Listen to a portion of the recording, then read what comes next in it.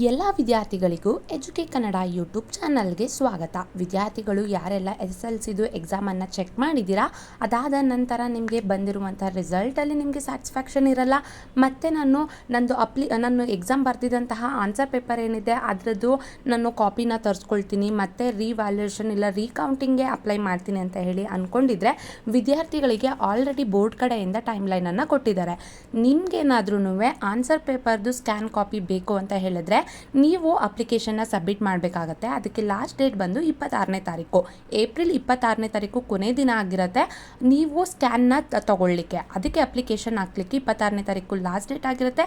ಅದಲ್ಲದೆ ಫೀಸ್ನ ಪೇ ಮಾಡಲಿಕ್ಕೆ ಅಂತ ಹೇಳಿ 29ನೇ ತಾರೀಕು ಲಾಸ್ಟ್ ಡೇಟ್ ಆಗಿರುತ್ತೆ. ನೀವು ಆನ್ಸರ್ ಪೇಪರ್ ಸ್ಕ್ಯಾನ್ ಕಾಪಿ ಏನಿದೆ ಅದನ್ನು ತಗೊಳ್ಳಿಕ್ಕೆ ಅಪ್ಲಿಕೇಶನ್ ಹಾಕ್ಲಿಕ್ಕೆ 26ನೇ ತಾರೀಕು ಲಾಸ್ಟ್ ಡೇಟ್ ಆದರೆ ಅದಕ್ಕೆ ಫೀಸ್ನ ಕಟ್ಟಲಿಕ್ಕೆ 29ನೇ ತಾರೀಕು ಲಾಸ್ಟ್ ಡೇಟ್ ಆಗಿರುತ್ತೆ.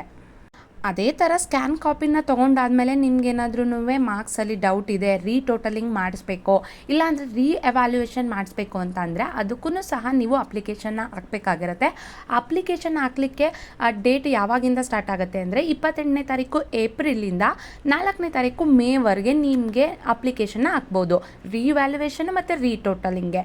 ಸೊ ಇದನ್ನು ಅಪ್ಲೈ ಮಾಡಬೇಕು ಅಂದರೆ ನೀವು ಸ್ಕ್ಯಾನ್ ಕಾಪಿಯನ್ನು ತೊಗೊಳ್ಬೇಕಾಗಿರುತ್ತೆ. ಸೊ ಬೇಗ 26ನೇ ತಾರೀಕು ಲಾಸ್ಟ್ ಡೇಟ್ ಆಗಿರೋದ್ರಿಂದ ಅಪ್ಲಿಕೇಶನ್ನ ಹಾಕಿ ಸ್ಕ್ಯಾನ್ ಕಾಪಿಯನ್ನು ತೊಗೊಂಡು ಮತ್ತೆ ನಿಮ್ಮ ಟೀಚರ್ಸ್ ಕೈಲಿ ಅದನ್ನೆಲ್ಲ ಒಂದ್ಸಲ ಚೆಕ್ ಮಾಡಿಸಿ ಅದಾದಮೇಲೆ ಏನಾದರೂ ರೀಟೋಟಲಿಂಗು ಮತ್ತು ರಿವ್ಯಾಲ್ಯೂಯೇಷನ್ಗೆ ಬೇಕು ಅಂದರೆ ಅಪ್ಲಿಕೇಶನ್ನ 28ನೇ ತಾರೀಕಿಂದ 4ನೇ ತಾರೀಕು ಮೇವರೆಗೂ ಸಹ ಸಲ್ಲಿಸಲಿಕ್ಕೆ ಅಂತ ಹೇಳಿ ಅವಕಾಶ ಇರುತ್ತೆ.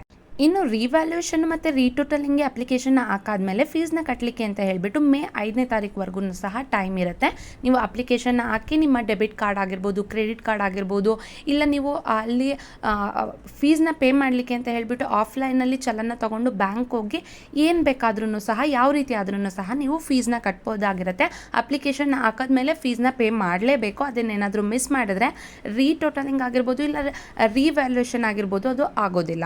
ಇನ್ನು ಒಂದು ಸಬ್ಜೆಕ್ಟ್ಗೆ ಎಷ್ಟು ಫೀಸನ್ನು ಪೇ ಮಾಡಬೇಕು ಅಂತ ಹೇಳಿ ನೋಡೋದಾದರೆ, ನೀವು ಒಂದು ಸಬ್ಜೆಕ್ಟ್ದು ಏನಾದರೂ ಸ್ಕ್ಯಾನ್ ಕಾಪಿನ ತೊಗೊಳ್ಬೇಕು ಅಂತ ಹೇಳಿದ್ರೆ ಒಂದು ಸಬ್ಜೆಕ್ಟ್ಗೆ 410 ರೂಪಾಯಿಗಳಾಗುತ್ತೆ. ಅದೇ ರೀತಿ ರಿವ್ಯಾಲ್ಯೂಯೇಷನ್ಗೆ ಮತ್ತೆ ನೀವೇನಾದ್ರೂ ಸಬ್ಮಿಟ್ ಮಾಡ್ತೀವಿ ಅಂದರೆ ಒಂದು ಸಬ್ಜೆಕ್ಟ್ಗೆ 810 ರೂಪಾಯಿಗಳನ್ನ ತೊಗೋತಾರೆ. ಇದಿಷ್ಟು ಫೀಸ್ ಡೀಟೇಲ್ಸ್ ಆಗಿರುತ್ತೆ.